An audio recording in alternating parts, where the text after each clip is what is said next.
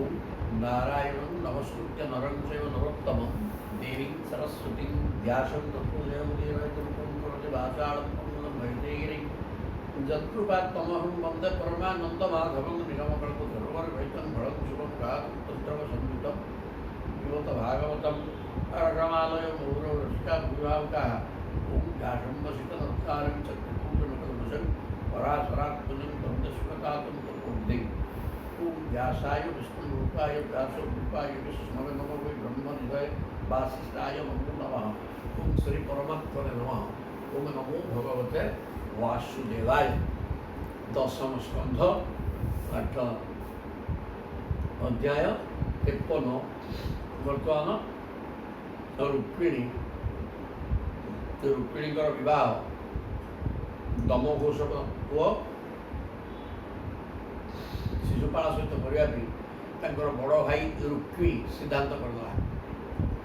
जदि पिता भीष्मकर मन नाला कि कृष्ण को विवाह करने लक्ष्य था आ बंधुबान्धव समस्ते कृष्ण सहित विवाह करने चाहूले कि बड़ पुओ कहवा समस्त नीरव रहीगले एवं ताकू भी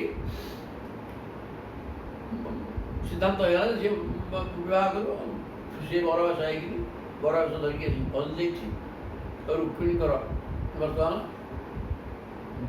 विवाह पूर्व दिन से मंदिर को जाकि माँ को पूजा आराधना करने कथा से तिथि ब्राह्मण हाथ में पत्र देकी छाड़दे अरे प्रभु मु तुमको पति रूप वर्ण कर सारी तुमको न पाइले ये देह शेष कर दे ये प्रकार कहवा प्रभु कहले मुझे रुक्मिणी चिंतित सी मोर प्रभुत पत्नी तेणुक ठीक अच्छे मुझे देवी ताल ब्राह्मण को धरिकी पलि किंतु ये आसवा भितर जड़े मंदिर को जावा समय हो तेणु ये उत्कंठित होकर लुह बही कांदा लगे ठीक यही समय बाम अंग स्फुरित है जोटा शुभ सूचना ये कौन है देखा कौन हम ये पाठ था पूर्व पाठ बर्तमान कौन होथ कृष्ण विनिर्दिष्ट स एवं द्विशतम अंतपुरचरा चरी देवी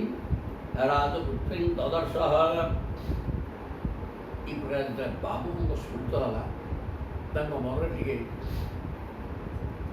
मुंडा टे आनंदित है कौन हम ताले निश्चय शुभ किसी हो कथा भाविकी रुक्मिणी टे थय थैले ना अथय हो कांदुले कृष्ण विनिर्दिष्ट स एक द्विशतम भगवान को निर्देश प्रभु कहले शीघ्र जा कहीं ब्राह्मण को बतैले प्रथम बसैकी सांगे आने बतैले बेगे जा कह बेगे जा सूचना दे दियो रुक्मिणी कारण सी व्यस्त होते ये कथा प्रभु को निर्देश ब्राह्मण चलले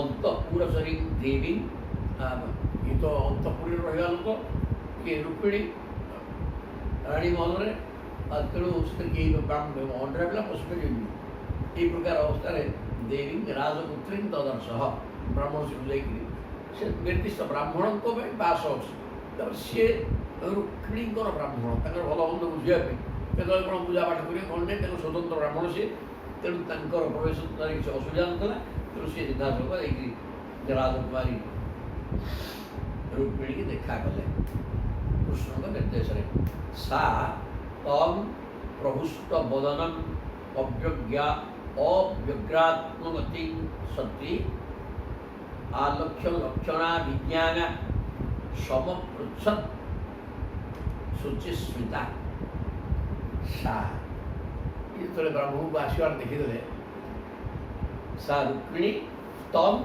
ब्राह्मणम प्रभुष्ट बदनम देखिले जाए ब्राह्मण औषधि ताले मंगल है अव्यग्रात्मगति एवं चिरस्थिर औषधि गति सुंदर भाव औषधि हसी हसिकी तेणु रुक्मिणी भाविदे मोर काम सफल होगा भाविकी कौन कले ना आलक्ष्य लक्षणा विज्ञा चाली चलणी मुखर हस सब देखिक लक्षण बुझीपारा रुक्मिणी जानीगले काम सिद्धि समपृच्छत शुचिस्मिता स्मित हास कर बर्तमान रुक्मिणी पचार ब्राह्मण କହିଲେ ତସ୍ୟା ଆବିଦୟତ୍ ପ୍ରାପ୍ତମ୍ ଶଶଂସ ରଘୁନନ୍ଦନମ୍ ଉକ୍ତଂ च ସତ୍ୟବଚନମ୍ ଆତ୍ମୋପନୟନମ୍ ପ୍ରତି। ଶ୍ରୀକୃଷ୍ଣ ଏଠାକୁ ଆସିଗଲେ କହି ବ୍ରାହ୍ମଣ ତାଙ୍କର ବହୁ ପ୍ରଶଂସା କଲେ। ତସ୍ୟ ଆବେଦୟତ୍ ପ୍ରାପ୍ତମ୍ ଶଶଂସ ରଘୁନନ୍ଦନମ୍। ତସ୍ୟ ମାନେ କୃଷ୍ଣସ୍ୟ ଆଗମନମ୍, ଭଗବାନ କୃଷ୍ଣ ଆସି ସାରିଲେଣି, ଜାଗାରେ ପହଞ୍ଚିଗଲେଣି, ଏ କଥା ଆଗରୁ ପଡ଼ିକି ଜଣାଇଦେଲା। ଏ ତ ପ୍ରଧାନ କଥା। ଆଉ ତାପରେ ଭଗବାନ କୃଷ୍ଣଙ୍କର ଅନେକ ପ୍ରଶଂସା କଲେ। ଉକ୍ତଞ୍ଚ ସତ୍ୟବଚନଂ ଆତ୍ମୋପନୟନମ୍ ପ୍ରତି। ସେ କହିଲେ ରାଜକୁମାରୀ ଆପଣଙ୍କୁ ନେଇଯିବେ ବୋଲି ସେ ସତ୍ୟ ପ୍ରତିଜ୍ଞା କରି ଆସିଛନ୍ତି।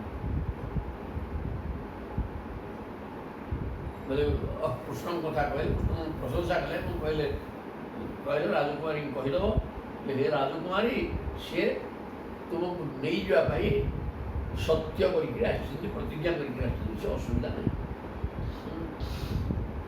ତମ୍ ଆଗତଂ ସମାଜ୍ଞାୟ ବୈଦର୍ଭୀ ହୃଷ୍ଟମାନସା ନ ପଶ୍ୟନ୍ତି ବ୍ରାହ୍ମଣାୟ ପ୍ରିୟଂ ଅନ୍ୟତ୍ ନାମସାଗା न पश्यन्ति। तम आगतम क्षमाज्ञाय, भगवान कृष्ण आसीगले ये कथा जानिया परे वैदर्भी विदर्भ राजनंदिनी रुक्मिणी पृष्ठमानसा तांको मन प्रफुल्लित होइला।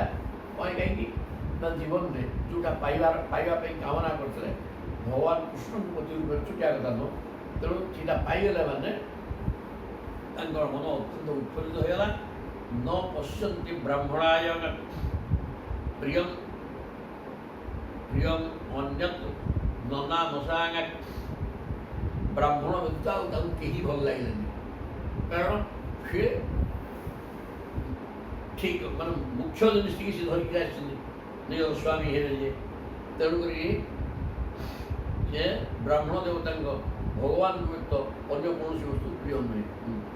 से देखिले से ब्राह्मण देवता भगवान व्यक्त अन्य कौन वस्तु प्रिय नुहे, तेणु से किसी पुरस्कार न दे केवल नमस्कार कले। अच्छा अच्छा अच्छा, ब्राह्मण केवल नवा लोक नुहे, समस्त आशीर्वाद करेंगे, भगवान दरकार। तेणु ये कथा जाणिक न पश्यन्ति ब्राह्मणाय प्रियम अन्यत देले सी खुशी हे। कृष्ण को देखिले डाकी आणिक पहुँचे देले से यथेष्ट खुशी, तेणु देले सी खुशी हे। ये कथा रुक्मिणी चिंता करी ब्राह्मणाय प्रियम न, भगवान को व्यतीत ब्राह्मण पर आउ प्रिय जिनस कि ना। तेणु सी जेहेतु प्रभु सह गोटे दान में बसिक एकाठी आसिले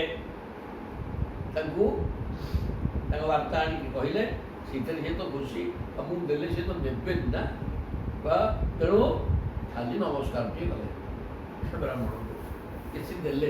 सुंदर कथा कहीं सुंदर कथा कहीं कहीं कौन कले भागवत तेणु कहले ब्राह्मण पिला तू लोभ कर विकलिया जी खुशी भगवान को डाकुता।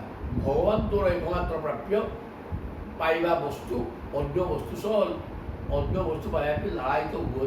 एक भागवत स्पष्ट भाव में कहले रुक्मिणी को मुखरे कौन कहले रुक्मिणी को चिंता कले ये ब्राह्मण भगवान को व्यक्ति प्राप्तव्य वस्तु किसी ना, ये देवेनी पैसा पत्र कि भल देले, तेणु खाली नमस्कार टे सुंदर कथा।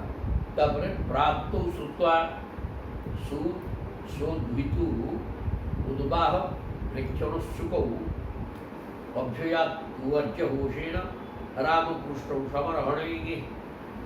पुण्यन नरपति के विश्व शुणीदे मृत मुखर कृष्ण बलराम मध्य आसिक पहुँचे संजय सह सी कौन संजय सब स्वागत कथा शुणी शुणला पर सी संजय आम कौन मिले।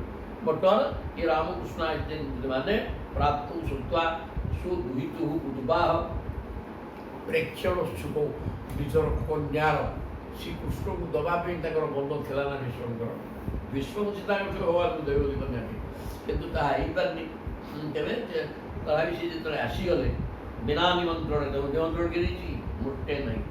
तेणु କହିଲେ ମୁଁ ଝିଅର ବିବାହ ଦେଖିବା ପାଇଁ ଦୁଇ ଜଣ ପାଇଗଲେଣି, ତେଣୁ ଅଭ୍ୟୟାତୁର୍ଯ୍ୟ ହୁସେଣ ତୁରି ଫୁରି ବଜେଇ ତାଙ୍କୁ ଗୋଟେ ପାଛୋଟି ଆଣିବାକୁ ଗଲେ ରାମକୃଷ୍ଣଙ୍କୁ ସମାନ ଆଣିକି ରାମକୃଷ୍ଣଙ୍କୁ ସସମ୍ମାନେ ଆଣିକିରି ଘର ଦ୍ୱାର ଦେଇକି ରଖିବା ବାଟ କଲେ। ମଧୁପର୍କ ଉପାଦୀୟ ବାସାଂଶୀ ବିରଜାଂଶୀ ସହ ଉପାୟନାନି ଅଭିଷ୍ଟାନି ବିଧିବତ ସମକୁ ଯାଇଥାଏ। ମଧୁପର୍କ ମଧୁପର୍କ ମଧୁପର୍କ ମଧୁପର୍କ କ'ଣ ଦିଆଗଲା? ଦହି ମହୁ ଘିଅ ତିନିଟା ଗଲା ମଧୁପର୍କ। ପଞ୍ଚାମୃତ ନୁହେଁ, ଏ ତିନିକି ମଧୁପର୍କ କୁହାଯାଏ।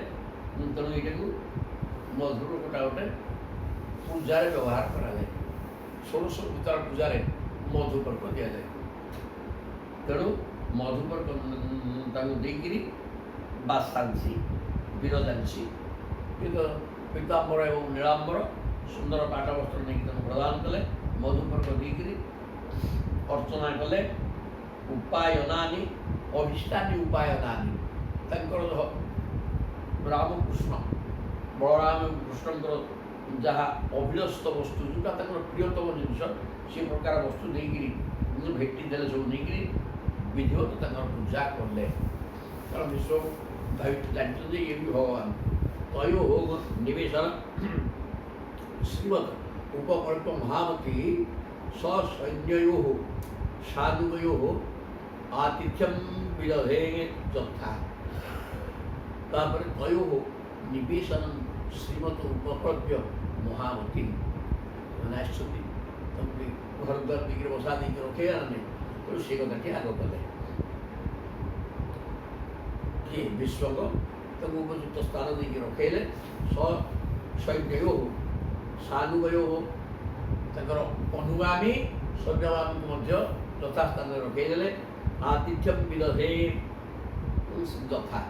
ଯଥାଯୋଗ୍ୟ ଆତିଥ୍ୟ ତାଙ୍କର କଲେ। ସୈନ୍ୟ ରହିଲେ ଅଲଗା ଜାଗାରେ, ରାମକୃଷ୍ଣ ରହିଲେ ଅଲଗା ଜାଗାରେ କରିକି ସମସ୍ତଙ୍କୁ ରଖେଇଦେଲେ, ଥଇଥାନ କରିଦେଲେ।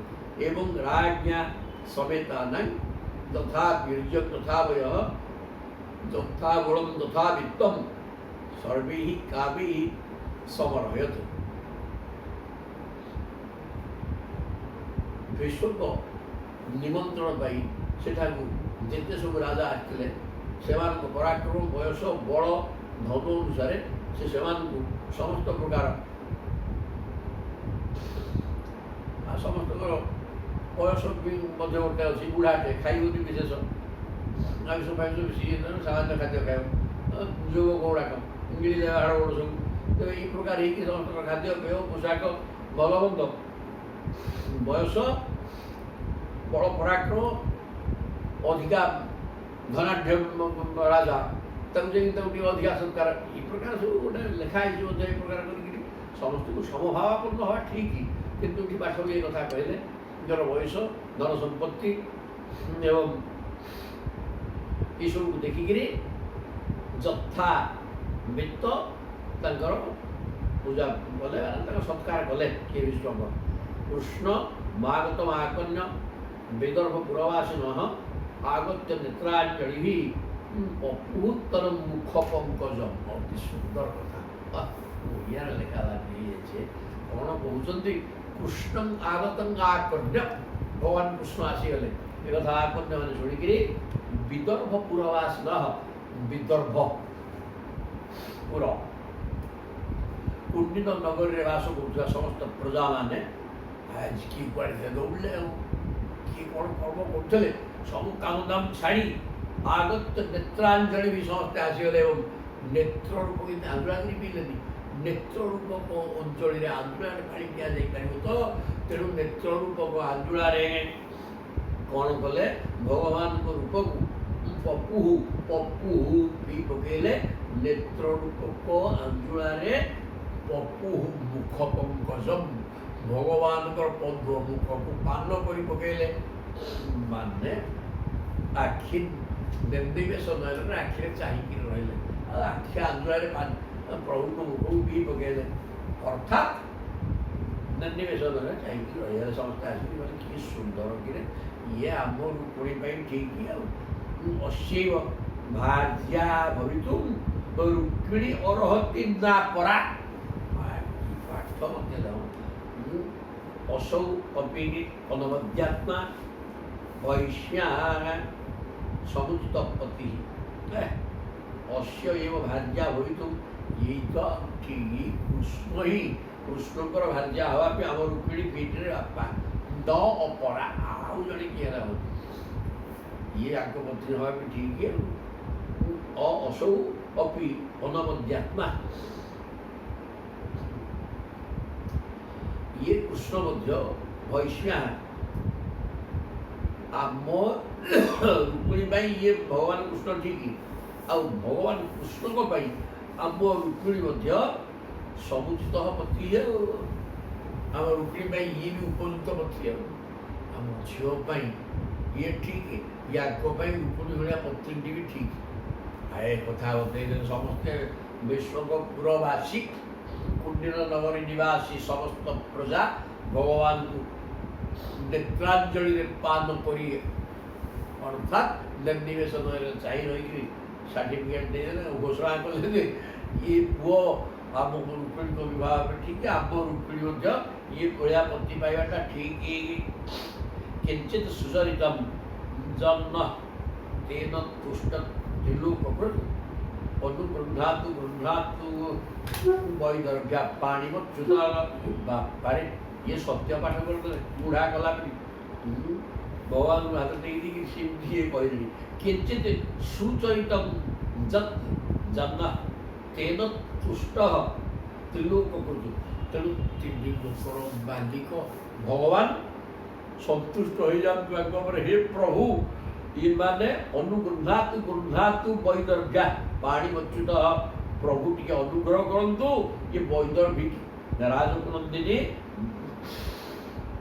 रुक्मिणीकर हस्त ग्रहण करंतु ये भगवान कृष्ण एति अनुग्रह कर प्रभु कारण ये उभय योग्य भूल भूल राक्षस कौन विवाह रुक्मिणी सी अत्यंत सुंदर लक्ष्मी भाया लक्ष्मी आकु ये कृष्ण पीठी ना तेणु हे प्रभु डाकिदेला टी त्रिलोककृत तीन लोक को रचना कर प्रभु तीन लोकर मालिक प्रभु ये अनुग्रह कर एवं जमीका अनुगृहतु गृहातु अनुग्रह कर जमी आमर वैदर्भी बा रुक्मिणीकर हस्तग्रह अच्युत भगवान कृष्ण करते एवं प्रेम कला बद्धा वदंती स्व पुरुषः कन्या स्वाप्त पुरात प्रागात भट्टी गुप्ता विकालय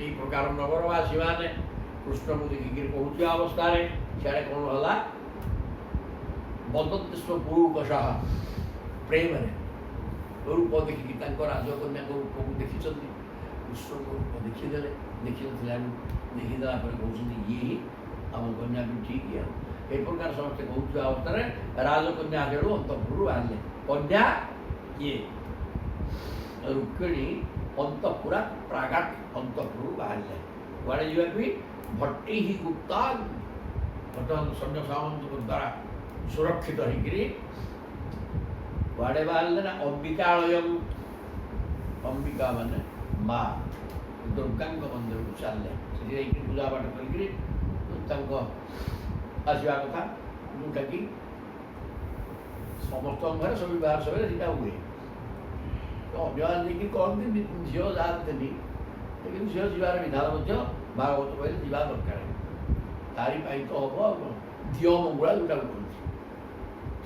समस्त घर समस्ते कर असुविधा तेणु से दियो मंगुला कम करने गले एवं से प्रकार कन्या निजे जीव तेणु से रुक्मिणी चलने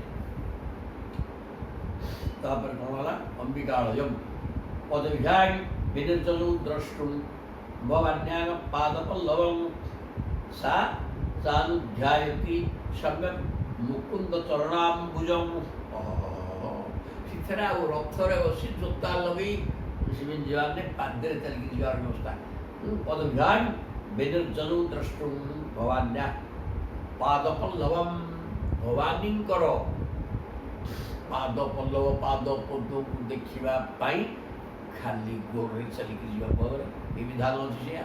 ଗାଡ଼ି ମଟର ନେଉଛୁ ଅନ୍ୟ କେଉଁ ଯାନରେ ବସିକି ଯାଇ ହେଉନି, ତେଣୁ ପାଦରେ ଚାଲିକି ଯିବା କଥା। ତେଣୁ ଚାରିପଟେ ରକ୍ଷୀମାନଙ୍କ ଦ୍ୱାରା ସୁରକ୍ଷିତା ହେଇକିରି ତାଙ୍କର ଯିଏ ବ୍ରାହ୍ମଣୀମାନେ ଅନେକ ଅଛନ୍ତି, ଯିଏ ପୂଜା କରିବା ଲୋକ ବିଧିବିଧାନ ଜାଣିଛନ୍ତି, ଅନେକ ସ୍ତ୍ରୀ ଲୋକ ଗହଣରେ ବ୍ରାହ୍ମଣୀ ବି ଯାଇଛନ୍ତି, କିନ୍ତୁ ସମସ୍ତଙ୍କୁ ଧରିକିରି ଇଏ ଚାଲିଲେ ଆଉ ସାନୁଧ୍ୟାୟତି ସମ୍ୟକ। ଏବଂ ଇଏ ଯିବା ସମୟରେ ରୁକ୍ମିଣୀ କ'ଣ କରୁଛନ୍ତି, ସେ ଧ୍ୟାନ ଭଗ୍ନ ହେଇକିରି ଅଛନ୍ତି ଭଗବାନ ଶ୍ରୀକୃଷ୍ଣଙ୍କର ଚରଣାରବିନ୍ଦକୁ ସମ୍ୟକ ମୁକୁନ୍ଦ ଚରଣାଭୁଜମ୍। ଇଏ ତ ସମର୍ପିତ ହୋଇଯାଇଛନ୍ତି ପ୍ରଭୁଙ୍କ ପାଖରେ ନା, କି ସ୍ୱୟଂ ଲକ୍ଷ୍ମୀ ତାଙ୍କର ପତି ସିଏ। ତେଣୁ ସେ ଜବରଦସ୍ତ ତାଙ୍କୁ ବିବାହ କୌଣସି ଭୁଲ ନାହିଁ, ତା ସିଦ୍ଧାନ୍ତ ବ୍ରହ୍ମାଙ୍କର ଦ୍ୱାରା ହେଲେ ଗୋଟେ ବିଭିନ୍ନ ବିଘ୍ନ ହେଇଯାଇଛି। ସେଥିପାଇଁ ସେ ଟିକେ ଭୟ କରୁଛନ୍ତି, ଭୟ କରିକିରି ଭଗବାନଙ୍କ ଚରଣାରବିନ୍ଦରେ ମନକୁ ଲଗେଇ ଦେଇଛନ୍ତି ଏବଂ ରକ୍ଷୀମାନଙ୍କ ଦ୍ୱାରା ସୁରକ୍ଷିତ ହୋଇ ଚାଲିଲେ ଅମ୍ବିକାଳୟମ୍। ଯତବାକ୍ ମାତୃଭିଃ ସାର୍ଦ୍ଧଂ ସଖୀଭିଃ ପରିବାରିତା ମୁକ୍ତାଃ ରାଜଭଟୈଃ ଶୂଳୈଃ ସନ୍ନଦ୍ଧୈଃ ଉଦ୍ୟତାୟୁଧୈଃ ମୃଦଙ୍ଗ ଶଙ୍ଖ ପଣବ ତୁର୍ଯ୍ୟ ହେର୍ଯ୍ୟଶ୍ଚ ଯଜ୍ଞରେ। ସବୁ ବାଜୁଛି ବିଘ୍ନ ବାଦ୍ୟ କ'ଣ? ମୃଦଙ୍ଗ ଶଙ୍ଖ ପଣବ ତୁରୀ ଭେରି ସବୁ ବାଜୁଛି। ପୁଣି କ'ଣ ହେଇଯିବ? ଯତବାକ୍ ବାକ୍ ଶବ୍ଦ ପାଟି ଫିଟେଇବେନି, କିଏ ରୁକ୍ମିଣୀ ପାଟି ତାଙ୍କର ପାଟି ବନ୍ଦ କରିଛନ୍ତି। ବାକ୍ ଶବ୍ଦ ମାନେ କଥା ହେବେ ନାହିଁ। ମାତୃଭିଃ ସାର୍ଦ୍ଧଂ ମା'ମାନଙ୍କ ସହିତ ମା ଯିବା କଥା, ମା'ଙ୍କୁ ବନ୍ଦେଇବା କଥା। ମା' ମାନେ ଯାଇଛନ୍ତି। ସଖୀ ବି ତାଙ୍କର ତାଙ୍କ ତୁଲ୍ୟ ବୟସ ସଖୀ ପିଲାମାନେ ସାଙ୍ଗସାଥୀ ମାନେ ଅଛନ୍ତି, ପରିବାର ବର୍ଗ ଅଛନ୍ତି, ମା' ମାନେ ଅଛନ୍ତି। ରାଜଭଟୈଃ ଶୂଳୈଃ ଯୋଦ୍ଧା ରାଜ କର୍ମଚାରୀମାନେ ତାକୁ ଘେରିକି ଯାଉଛନ୍ତି, କାରଣ ତାଙ୍କର ସୁରକ୍ଷିତ ପାଇଁ।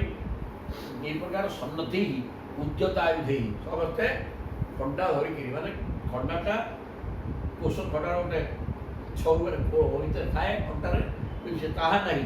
ବର୍ତ୍ତମାନ ଉଦ୍ୟତ ସମ୍ପୂର୍ଣ୍ଣ ଉଦ୍ୟତାୟୁଧୈଃ ଖଣ୍ଡା ଧରିକି ଠିଆ ହେଇଥିଲେ। କାହିଁକିନା କନ୍ୟା ଅନେକ ସମୟରେ କନ୍ୟା ଚୋରିକିରି ଏମିତି ନେଇଯାଆନ୍ତି, ସେ ଭିତରୁ ଟିକେ ନେଇଯିବ ମଧ୍ୟ। ସେଥିପାଇଁ ସେମାନେ ଖଣ୍ଡାକୁ ଧରିକି ଠିଆ ହେଇଛନ୍ତି, ସାଙ୍ଗେ ସାଙ୍ଗେ ଚୋଟ ପକାଇଦେବା, ବାହାର କରିବା ଦରକାର ନାହିଁ।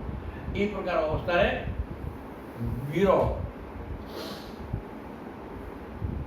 ଯୋଦ୍ଧା କର୍ମଚାରୀମାନେ ମଧ୍ୟ ଘେରିଗଲେ।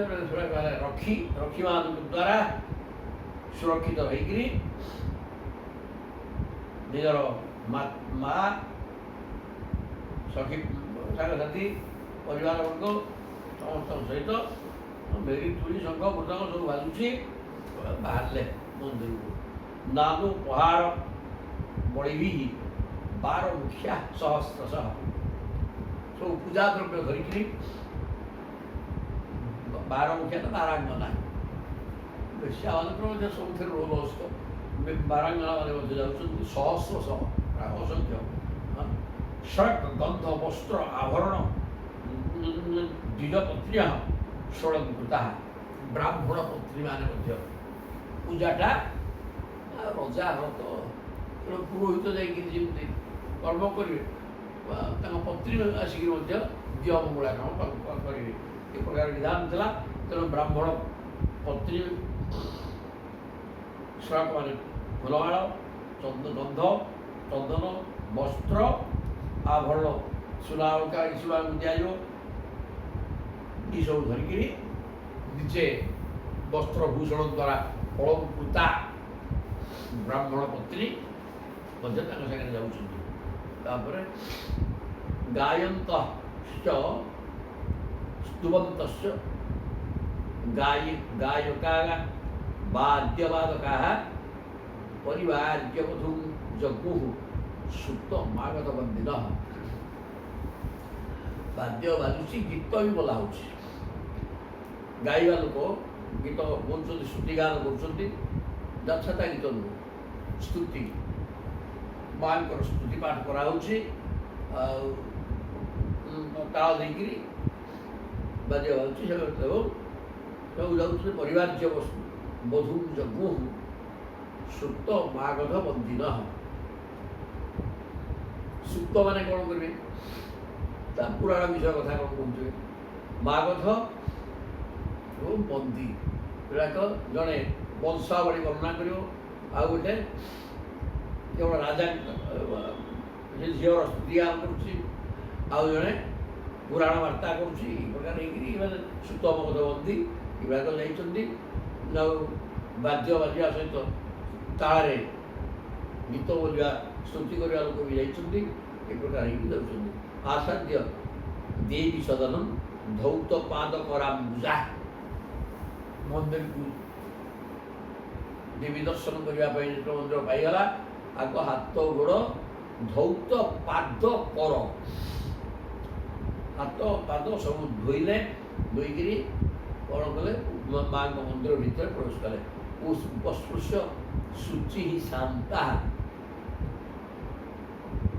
ପ୍ରବିବେଶାମ୍ବିକାନ୍ତିକଂ ପବିତ୍ର ହେଇଗଲେ ଶାନ୍ତ ଚିତ୍ତରେ। ଚିତ୍ତ ଶାନ୍ତ ବି ଅଛି ଅଶାନ୍ତ ଥାନ୍ତା ଯଦି ଭଗବାନ କୃଷ୍ଣ ଆସିନଥାନ୍ତେ ପଳେଇ ଆସିଛନ୍ତି ତେଣୁ ତା ଶାନ୍ତ ଚିତ୍ତରେ ପବିତ୍ର ହେଇକିରି ଓଢ଼ା ଧୋଇକିରି ଅମ୍ବିକାଳୟରେ ପ୍ରବେଶ କଲେ। ତାଙ୍ଗ ବୈ ପ୍ରବୟସୁ ବାଳାଂ ବିଧିଜ୍ଞାନ ବିପ୍ରଦୂଷିତ ଭବାନୀ ବନ୍ଦୟାଂ ଚକ୍ରୁ ଭବପତ୍ରୀ ଭବାନ୍ବିତାଂ ତାଙ୍ଗ ବୈ ପ୍ରବୟସୁ ବାଳାଂ ବିଧିଜ୍ଞା ତାଙ୍କ ସହିତ ନାନା ବିଧିବିଧାନ ଜାଣିଥିବା ବୃଦ୍ଧା ବ୍ରାହ୍ମଣୀ ମାନେ ପ୍ରବୟସ ମାନେ ଅତିକ୍ରାନ୍ତ ବୟସ ମାନେ ବୁଢ଼ା ବୁଢ଼ୀ ବୁଢ଼ୀ ବୁଢ଼ୀ ବ୍ରାହ୍ମଣୀ ମାନେ ବିଧିଜ୍ଞା କ'ଣ ବିଧିବିଧାନ ହେବ ସେଠି ପୂଜା କେମିତି କ'ଣ କରାଯିବ ସେସବୁ ଜାଣିଥିବା ବୃଦ୍ଧା ବ୍ରାହ୍ମଣୀ ମାନେ ମଧ୍ୟ ଯାଇଛନ୍ତି ତାଙ୍କ ସାଙ୍ଗରେ କାରଣ ପୂଜା ହେବ ନା ମା ଅମ୍ବିକାଙ୍କୁ ସମସ୍ତେ ଯାଇଛନ୍ତି। ବିପ୍ରଦୂଷିତ ବ୍ରାହ୍ମଣ ପତ୍ନୀ ଯିଏକି ପୂଜାର ବିଧାନ ଭଲ ଭାବରେ ଜାଣିଛନ୍ତି ସେ ମଧ୍ୟ ଯାଇଛନ୍ତି। ଭବାନୀ ବନ୍ଦୟାଂ ଚକ୍ରୁ ଭବ ପତ୍ନୀ ଭଗବାନ ଶିବ ଶିବଙ୍କର ପତ୍ନୀ ଭବାନୀଙ୍କୁ ବର୍ତ୍ତମାନ ନେଇକିରି ବନ୍ଦାପନା କଲେ ପୂଜାବିଧି କଲେ ବ୍ରାହ୍ମଣମାନେ ଯାଇଛନ୍ତି ତ କଲେ ଆଉ। ନମସ୍ୟେ ତ୍ୱାମ୍ବିକେ ଅଭିକ୍ଷଣଂ ସ୍ୱସନ୍ତାନ ଦୁତାଂ ଶିବାଂ ଭୂୟାତ୍ ପତ୍ୟର୍ମେ ଭଗବାନ କୃଷ୍ଣ ତତ୍ ଅନୁମୋଦତା। ରୁକ୍ମିଣୀ କ'ଣ କଲେ ରୁକ୍ମିଣୀ ମାଙ୍କୁ ମାନେ ସାଷ୍ଟାଙ୍ଗ ପ୍रणिपात ମୁଣ୍ଡିଆ ମାରିକିରି କହୁଛନ୍ତି ନମସ୍ୟେ ତ୍ୱାଂ ଅମ୍ବିକେ ଅଭିକ୍ଷେ ବା ଅମ୍ବିକା ମୁଁ ତୁମକୁ ବାରମ୍ବାର ନମସ୍କାର କରୁଛି। ସ୍ୱସନ୍ତାନ ଦୁତାଂ ମାନେ ତୁମ ପୁତ୍ର ସହିତ କିଏ ସେ ଗଣେଶକୁ ଧରିକି ସେ ଗଣେଶକୁ ବେଶୀ ଭଲ ପାଆନ୍ତି ତେଣୁ ଗଣେଶଙ୍କ ସହିତ ଗଣେଶ ବିଘ୍ନ ବିନାଶ ମଧ୍ୟ ତାକୁ ଟିକେ ମୁଣ୍ଡିଆ ନେବାରେ ହେବନି ତେଣୁ ଗଣେଶଙ୍କ ସହିତ ତୁମେ ଗଣେଶକୁ ଧରିକି ସମୟରେ ବସ ତେଣୁ ଗଣେଶଙ୍କ ସହିତ ଆପଣଙ୍କୁ ବାରମ୍ବାର ବନ୍ଦନା କରୁଛି ହେ ଶିବାଂ ମଙ୍ଗଳମୟୀ ମା ଭବାନୀ। କ'ଣ କରିବ ଭୂୟାତ୍ ନିଜର ଅଭିଳାଷ ପ୍ରକାଶ କରୁଛନ୍ତି ଭୂୟାତ୍ ପତ୍ୟର୍ମେ ଭଗବାନ ମୋର ପତି ଭଗବାନ କୃଷ୍ଣ ମୋର ପତି ଭଗବାନ କୃଷ୍ଣ ହିଁ ଯାଆନ୍ତୁ ଭୂୟାତ୍ ମେ ପତି ହିଁ ଭଗବାନ କୃଷ୍ଣ ଇତି ଅନୁମୋଦତାଂ। এই କଥାଟାକୁ ଆପଣ ଟିକେ ଅନୁମୋଦନ କରିଦିଅନ୍ତୁ ମାନେ ସ୍ୱୀକୃତି ଦିଅନ୍ତୁ ଏଇଟା ମୋ ମନର କଥା ତ ତେଣୁ ମୁଁ ମନ କଥାକୁ ପ୍ରକାଶ କରୁଛି ମା ଅମ୍ବିକା ଏ କଥାକୁ ଟିକେ ଅନୁମୋଦନ କରିଦିଅନ୍ତୁ ତଥା ସ୍ୱୀକାରୋକ୍ତି ଦେଇଦିଅନ୍ତୁ ମାନେ ମୋର ଅଭିଳାଷକୁ ପୂର୍ଣ୍ଣ କରିଦିଅନ୍ତୁ ମା ଏ କଥା କହିଲେ। କହିଲା ପରେ ହେଲା କ'ଣ ଅଭିବନ୍ଧାକ୍ଷତେ ଧୂପୈ ବାସଃ षट्माल्यभूषणैः नानोपहार बलिभिः प्रदीपावलिभिः पृथक्। ପୂଜା କରିବା ପାଇଁ ଯାହା ଯାହା ଜିନିଷ ଦରକାର ସବୁ ଯାଇଛି ଗନ୍ଧ ଚନ୍ଦନ ଅକ୍ଷତ ଧୂପ ବସନ ମାଙ୍କୁ ଗୋଟେ ବସ୍ତ୍ର ପିନ୍ଧା ହେବ, ବସନ ଶ୍ରକ ଫୁଲମାଳ, ଶ୍ରକ ମାନେ ଭୂଷଣେଇ, ଆଉ ସବୁ ଅଳଙ୍କାର ପତ୍ର କିଛି ଦେଲେ, ସବୁ ନେଇକିରି ନାନା ଉପହାର ବଳିବି, ଏମିତି ଉପହାର ଦ୍ରବ୍ୟ ସବୁ, ତାପରେ ପୂଜା ଦ୍ରବ୍ୟ ବିଭିନ୍ନ ପ୍ରକାର ବିଶ୍ରାନ୍ତ ଇତ୍ୟାଦି ଫଳମୂଳ ସବୁ ଯାଇଛି। ଦୀପାବଳି ବି ଦୀପ ଦୀପ ଦୀପ ସମୂହ ଗୋଟେ ଗୋଟେ ଅଧିକା ଦୀପ ବି ଯାଇଛି, ଦୀପ ସବୁ ଲାଗିଲା, ଭୋଗରାଗ ଗଲା, ଫୁଲମାଳ ବସ୍ତ୍ର ସବୁ ପରିଧାନ କରି ଆଭୂଷଣ ଅଳଙ୍କାର ଦେଇଥିଲା, ମାଆଙ୍କୁ ସବୁ ସୁନ୍ଦର ଭାବରେ ପୂଜା କରାଗଲା। ତସ୍ୟୈ ତ୍ରିୟଃ ତାଃ ପ୍ରଦଦୁଃ ଶେଷାଂ ଯୁଜୁରାଶିଷଃ ତାଭ୍ୟଃ ଦେବ୍यै ନମଶ୍ଚକ୍ରେ ଶେଷାଞ୍ଚ ଗୃହେ ମଧୁଃ। ପୂଜା ପରେ ବ୍ରାହ୍ମଣୀମାନେ ତାଙ୍କୁ ପ୍ରସାଦ ଦେଇ ଆଶୀର୍ବାଦ କଲେ। ତସ୍ୟୈ କାହାକୁ? ତାଙ୍କୁ ଚତୁର୍ଥୀ ହଉଥିବା ତାଙ୍କୁ ଚତୁର୍ଥୀ ହଉଥିବା ଚିହ୍ନ କୁ, ତାହେଲେ ରୁକ୍ମିଣୀଙ୍କୁ ସ୍ତ୍ରୀ ମାନେ ବ୍ରାହ୍ମଣୀ ମାନେ ତାହା ବ୍ରାହ୍ମଣ୍ୟ ପ୍ରଦଦୁଃ ଶେଷାଂ ଯୁଜୁରାଶିଷଃ, ଭୋଗ କରିସାରି ଟିକେ ପ୍ରସାଦ ଦେଇଦେଲେ ଏବଂ ଆଶୀର୍ବାଦ କଲେ। କ'ଣ ଆଶୀର୍ବାଦ? ତାଭ୍ୟଃ ଦେବ୍यै ନମଶ୍ଚକ୍ରେ ଶେଷାଞ୍ଚ ଗୃହେ ମଧୁଃ, ତାଙ୍କର କରକମଳ ରତ୍ନମୁଦିରେ ଝଲମଳ ହେଉଥାଏ, ସେହି କରକମଳରେ ଜଣେ ସହଚରର ହାତ ଧରି ସେ ଗିରିଜାଙ୍କ ମନ୍ଦିରରୁ ବାହାରି ଚାଲିଲେ, କହିଲେ ଆଶୀର୍ବାଦ କଲେ ଏବଂ ରୁକ୍ମିଣୀ ବ୍ରାହ୍ମଣୀମାନଙ୍କୁ ତଥା ଅମ୍ବିକାଙ୍କୁ ନମସ୍କାର କରି ପ୍ରସାଦ ଗ୍ରହଣ କଲେ। ପ୍ରସାଦ ତାଙ୍କୁ ଦେଲେ ଏବଂ ତାଙ୍କୁ ଆଶୀର୍ବାଦ କଲେ। କିଏ କଲେ? ବ୍ରାହ୍ମଣୀମାନେ। ଯିଏ ମଧ୍ୟ ପ୍ରଭୁ ମା ଅମ୍ବିକାଙ୍କ ସହିତ ବ୍ରାହ୍ମଣୀମାନଙ୍କୁ ମୁଣ୍ଡିଆ ମାରି ପ୍ରସାଦ ସେବନ କଲେ। ତାପରେ କ'ଣ ହେଲା? ମୁନିବ୍ରତ ମଥ ତ୍ୟକ୍ତ୍ୱା ନିଶ୍ଚକ୍ରାମ ଅମ୍ବିକା ଗୃହାତ୍।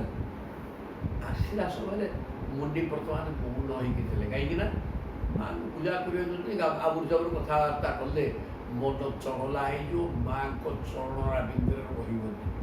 ତେଣୁ ଚୁପଚାପ ଧ୍ୟାନ କରିକି ମାଆଙ୍କୁ ସେ ଯାଉଥିଲେ। ଏଣେ ସେ ତ କୃଷ୍ଣଙ୍କୁ ଧ୍ୟାନ କରୁଥିଲେ, ମାଆଙ୍କୁ ସହ କୃଷ୍ଣଙ୍କୁ ତ ସେ ଧ୍ୟାନ କରିକି ଗଲେ। ଆଉ ଏ ପ୍ରକାର ଅବସ୍ଥାରେ ଚୁପଚାପ ଗଲେ। ଆସିଲା ବେଳକୁ କିନ୍ତୁ ପାଟି ହେଇଥିଲା। ମୁନିବ୍ରତ ମଥ ତ୍ୟକ୍ତ୍ୱା, ମୌନ ଛାଡ଼ିଦେଲେ। ନିଶ୍ଚକ୍ରାମ ଅମ୍ବିକା ଗୃହାତ୍, ଅମ୍ବିକାଙ୍କ ଘରୁ ବାହାରିଲେ। ପ୍ରଗୃହ୍ୟ ପାଣିନା ଭୃତ୍ୟା ରତ୍ନମୁଦ୍ର ପଶୁଭିତା ପଶୁଭିନାଙ୍ଗ, ସେହି କରକମଳରେ ଜଣେ ସହଚର ହାତରେ ରତ୍ନମୁଦି ଶୋଭା ପାଉଛି, ସେ ହାତରେ ଜଣେ ସଖୀ ପିଲାର ହାତକୁ ଧରି ମା ଅମ୍ବିକାଙ୍କ ମନ୍ଦିରକୁ ବାହାରି ପଡ଼ିଲେ। କିଏ ସେ? ହରିବୋଲ ବାହାରିଲେ ରୁକ୍ମିଣୀ। ତାନ୍ ଦେବ ମାୟାଂ ଇବ ବୀର ମୋହିନୀ ସୁମଧ୍ୟମାଂ କୁଣ୍ଡଳ ମଣ୍ଡିତା ନନାଂ ଶ୍ୟାମାଂ ନିତମ୍ବାର ପିତରତ୍ନ ମେଘଳାଂ ବ୍ୟଞ୍ଜତସ୍ତରୀ କୁନ୍ତଳ ସଂକିତେ କ୍ଷଣାଂ। ସୁନ୍ଦର ଏଠି ଗୋଟେ ଅମ୍ବିକାଙ୍କ ମନ୍ଦିରରୁ ବାହାରୁଛନ୍ତି ମା ରୁକ୍ମିଣୀ, ତାଙ୍କର ଗୋଟେ ବର୍ଣ୍ଣନା ଏଠି ହେଇଛି। କ'ଣ କହିଲେ? ତାନ୍ ଦେବ ମାୟାଙ୍ଗିବ ବୀର ମୋହିନୀ। ବୀରମାନଙ୍କୁ ମଧ୍ୟ, ବୀରମାନଙ୍କର ସ୍ଥିରତା ଅଛି, ତଥାପି ବୀରମାନଙ୍କୁ ମଧ୍ୟ ମୋହ କରିଦେବା ଭଳିଆ ଦେବତାଙ୍କର ସତେ ଯେମିତି ଇଏ କ'ଣ ମୂର୍ତ୍ତିମାନ ମା ୟା ଆଖିରେ, କାହିଁକିନା ତାଙ୍କର ପ୍ରତ୍ୟେକ ଅଙ୍ଗ ଯେଉଁ ଅଙ୍ଗଟା ଯେମିତି ହେଲେ ସୁନ୍ଦର ଦିଶିବ ସବୁ ଜମେଇକି ଅଛି। ଆଉ ତେଣୁ ତାକୁ କଳ୍ପନା କରୁଛନ୍ତି ଦେଖିକିରି ସମସ୍ତେ, ଇଏ କ'ଣ ଦେବୀ ନା ଦେବତାଙ୍କର ମାୟା, ଇଏ ମୂର୍ତ୍ତିମାନ ମାୟା ଇଏ ଆସିଛନ୍ତି, ଯେଉଁ ଯାହାକି ବୀରମାନେ ମଧ୍ୟ ମୋହ ହେଇଯାଉଛନ୍ତି ଚେତା ଓଡ଼ିଶାର। ସୁମଧ୍ୟମାଂ, କଟିଟା ଅତ୍ୟନ୍ତ କ୍ଷୀଣ, କୁଣ୍ଡଳ ମଣ୍ଡିତ ନନାଂ, କାନରେ ଦୁଇଟା କୁଣ୍ଡଳ ଲାଗିଛି, ଗଣ୍ଡ ଦେଶରେ ସେ ଦୁର୍ଦୁଲ୍ୟମାନ ହେଉଛି। ଶ୍ୟାମାଂ, ଶ୍ୟାମା ଗୋଟେ ତନ୍ନି ଶ୍ୟାମା ଶିଖରୀ ଦଶନାଙ୍ଗ, ଶ୍ୟାମା ବୋଲେ ଶ୍ୟାମଳ ବର୍ଣ୍ଣ ନୁହଁ, ଦେହରୁ ଗୌରବର୍ଣ୍ଣ ଗୋଡ଼ା, ଦେହରୁ ଜ୍ୟୋତି ବାହାରୁଥିବ। ଗ୍ରୀଷ୍ମ କାଳରେ ଶୀତଳ ଲାଗିବ, ଶୀତ କାଳରେ ଉଷ୍ମ ଲାଗିବ। এই প্রকার শরীর স্থিতি এটা শ্লোকটা একটা শ্লোক আকারে বর্ଣ୍ଣନା କରାଯାଇଛି। ତେବେ ୟାକୁ ଶ୍ୟାମା ବୋଲି କୁହାଯାଏ। ଶ୍ୟାମା ବୋଇଲେ ଶ୍ୟାମଳୀ ମନ କାଳିଆ ନୁହଁ, ତେଣୁ ଶ୍ୟାମା ଶବ୍ଦର ଅର୍ଥ ଏଗୁଡ଼ାକ। ଗ୍ରୀଷ୍ମ କାଳେ ଭବେ ଶୀତ ଶୀତ କାଳେ ସବୁ ଉଷ୍ମ, ଏମିତି ସବୁ ଶ୍ଲୋକଟା ମନେ ପଡ଼ୁନି। ତେବେ ଏଇ ପ୍ରକାର ହେଲେ ଶ୍ୟାମା ହବ। ଶରୀରରୁ ଜ୍ୟୋତି ବାହାରୁଥିବ, ଗୋରା ଜ୍ୟୋତି ବାହାରୁଥିବ। ଇଆଡ଼େ ଶରୀର ସ୍ପର୍ଶ କଲେ ଗ୍ରୀଷ୍ମ କାଳରେ ଶୀତଳ ଲାଗିବ, ଶୀତ କାଳରେ ଉଷ୍ମ ଥିବ। এই প্রকার সুন্দরী ହେଇଛନ୍ତି ପ୍ରଭୁ ମା ରୁକ୍ମିଣୀ। ନିତମ୍ବାର ପିତରତ୍ର ମେଖଳା, ଇଆଡ଼େ ନିତମ୍ବରେ ଅଣ୍ଟା ଦେଶରେ ଗୋଟେ ରତ୍ନହା ମେଖଳା ଗୋଟେ ଅଣ୍ଟା ସୁଧା ପଡ଼ିଛି। ବକ୍ଷ ଦେଶ ଅତ୍ୟନ୍ତ ଶୋଭନୀୟ ହେଇଛି। କୁନ୍ତଳ ସଂକିତ ଛଣା, କେଶ ଗୁଡ଼ାକ ଚୂର୍ଣ୍ଣ କୁନ୍ତଳ। ମଥାରୁ ଝୁଲି ପଡ଼ିଥିବା କଳକା ବଢ଼ିତୁ ଦୃଷ୍ଟି ଚଞ୍ଚଳ ହୋଇ ଉଠୁଥିଲା। ଚୂର୍ଣ୍ଣ କୁନ୍ତଳ ସଂକିତ ଛଣା, ଆଖି ଉଠୁ ଟିକେ ଟିକେ ତେଣୁ ଭାଳ ଖସି ଆସିଛି। ଯେଉଁଟାକି ସେ ବର୍ତ୍ତମାନ ତାଙ୍କର ଗୋଟିଏ ପାଠ ହେଲା କୃଷ୍ଣଙ୍କୁ ଅନ୍ୱେଷଣ କରୁଛନ୍ତି, ଉଠିଗଲେ ବୋଲି ସେ ଚଳଚଳ ଗୀତା ଉଠିକି ଖାଲି ଆଉ କ'ଣ। ସୂଚି ସ୍ମିତାଂ ବିମ୍ବ ଫଳାଧର ଦ୍ୟୁତି ଶୋଣାୟ ମାନ ଦ୍ୱିଜକୁନ୍ଦ କୁଣ୍ଡମଳାଙ୍ଗେ ପଦା ଚଳନ୍ତି କଳହଂସ ଗାମିନୀ ସିଞ୍ଜତ କଳା ନୁପୁର ଧାମ ଶୋଭିନାଗା ବିଲୋକ୍ୟ ବିରାହା ମୁମୁହୁ ସମାଗତା ଯଶସ୍ୱିନଃ ତତ୍କୃତ ହୃତ୍ସୟାର୍ଦ୍ଧିତା। ବ୍ୟାସ ଲେଖୁଛନ୍ତି ଗୁଡ଼ାକ କାବ୍ୟକର୍ତ୍ତା ଯେଉଁ ଭାବରେ ସୌନ୍ଦର୍ଯ୍ୟ ବର୍ଣ୍ଣନା କରନ୍ତି, ଏଇ ଯେଉଁ ସୌନ୍ଦର୍ଯ୍ୟ ବର୍ଣ୍ଣନା କୌଣସି ଗୁଣରେ କମ୍ ନୁହେଁ। ବ୍ୟାସଙ୍କ ଲେଖନ୍ତି ଏଇ କ'ଣ ଛୋଟିଆ କଥା। ତାହେଲେ କହୁଛନ୍ତି ସୂଚି ସ୍ମିତାଂ, ମନ୍ଦ ମନ୍ଦ ହସ, ମୁହଁରୁ ହସ ବାହାରୁଛି। ବିମ୍ବ ଫଳାଧର ଦ୍ୟୁତି, ଅଧର ନିମ୍ନ ଓଠଟା ବିମ୍ବ ଫଳ ଭଳିଆ ରକ୍ତବର୍ଣ୍ଣ ହେଇଛି। ସେ ରକ୍ତବର୍ଣ୍ଣର ଓଠ ଭିତରେ ଦାନ୍ତ ଗୁଡ଼ିକ, ଦାନ୍ତ ହସିବା ମାନେ ଟିକେ ଗୁଡ଼ିକ କଲେ ଦାନ୍ତ ଟିକେ ଟିକେ ଦିଶିବ। ସେ ଦାନ୍ତ ଗୁଡ଼ା କେମିତି ଦେଇଛି ନା ଷୋଡ଼ାୟ ମାନ ଦ୍ୱିଜକୁନ୍ଦ କୁଣ୍ଡମଳାଙ୍ଗେ, ଅଧର ଓଷ୍ଠର ରକ୍ତିମା ତାର ତେଜୁଟା କି ରକ୍ତବର୍ଣ୍ଣର ଆଭା କୁନ୍ଦ ଫୁଲ ଭଳିଆ ଧଳା ଏବଂ ଅତି ସୁନ୍ଦର ଦାନ୍ତ ଦିହରେ ପଡ଼ିକିରି ଚମତ୍କାର ଦେଖାଯାଉଛି।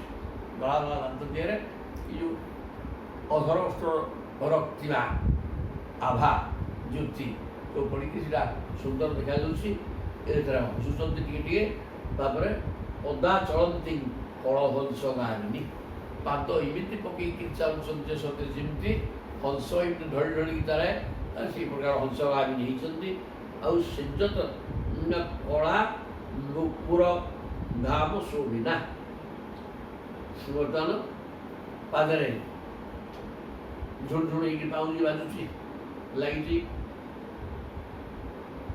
ସେଥିରେ ଲାଗିଥିବା ଛୋଟ ଛୋଟ ଘୁଙ୍ଗୁର ଗୁଡ଼ିକ ଋଣ ଝୁଣ ଶବ୍ଦ କରୁଛନ୍ତି। ପାଉଁଜି ସୁନ୍ଦର ଭାବରେ ଲାଗିଛି, ଋଣ ଝୁଣ ହେଉଛି। ଆଉ ତାପରେ ବିଲୋକ୍ୟ ବୀରା ମୁମୁହୁ ସମାନତା ବୀରା, ଖାଲି ସୈନ୍ୟ ସାମନ୍ତ ଗୁଡ଼ାକ ଅଛନ୍ତି, ରଜା ଗୁଡ଼ାକ ଅଛନ୍ତି।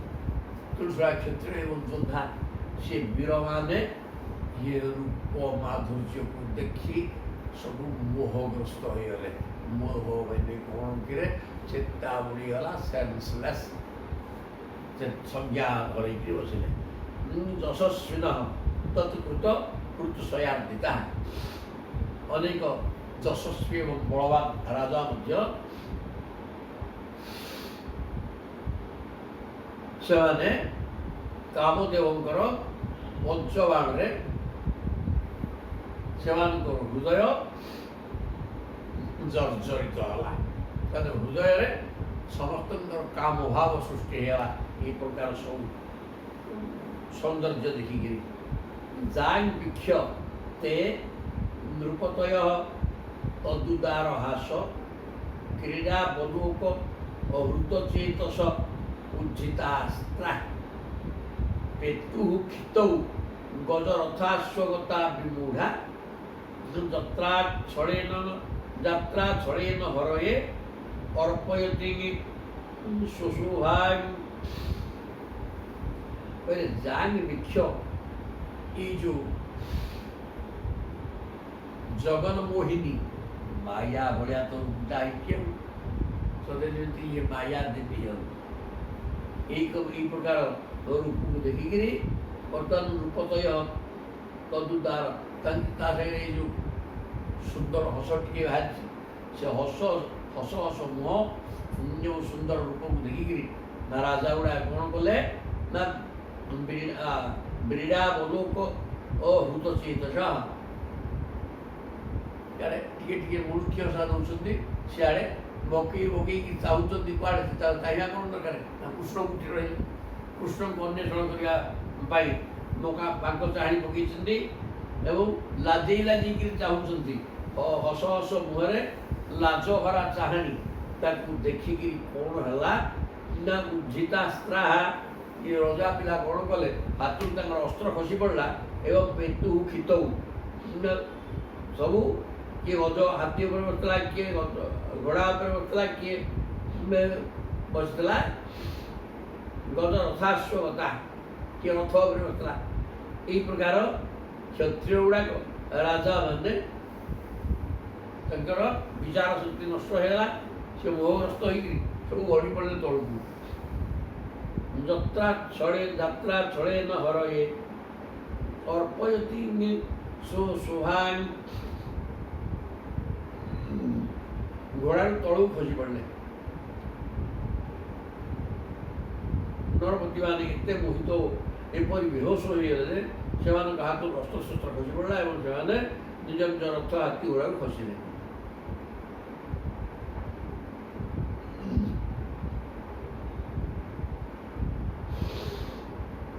ଯାତ୍ରା ଛଳେନ ହରଏ ଅର୍ପୟତି ଆଉ ଯିଏ ରୁକ୍ମିଣୀ ଯେଉଁ ତାଙ୍କର ନିଜର ଶୋଭା ଦେଖିକି ଯାଉଥିଲେ ଏ ଶୋଭାଟା କୃଷ୍ଣଙ୍କ ପାଇଁ ଥିଲା।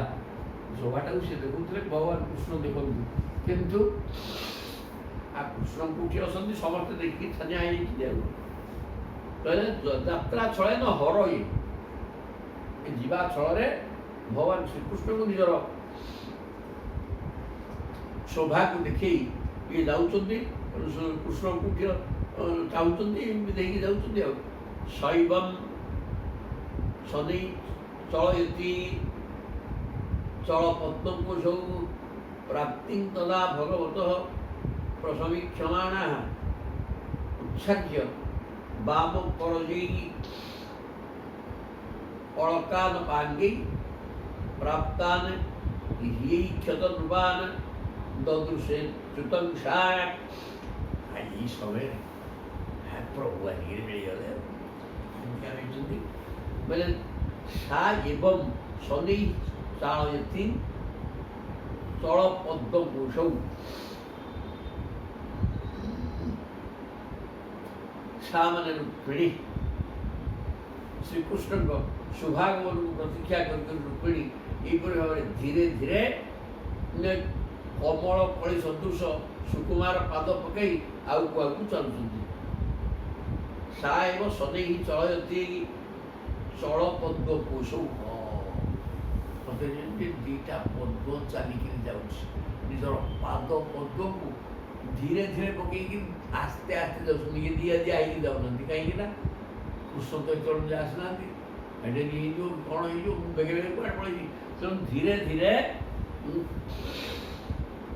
ପଦ୍ମ ଭଳିଆ ସୁନ୍ଦର ହେଇଥିବା ନିଜର ପାଦକୁ ପକେଇକିରି ରୁକ୍ମିଣୀ ଯାଉଛନ୍ତି।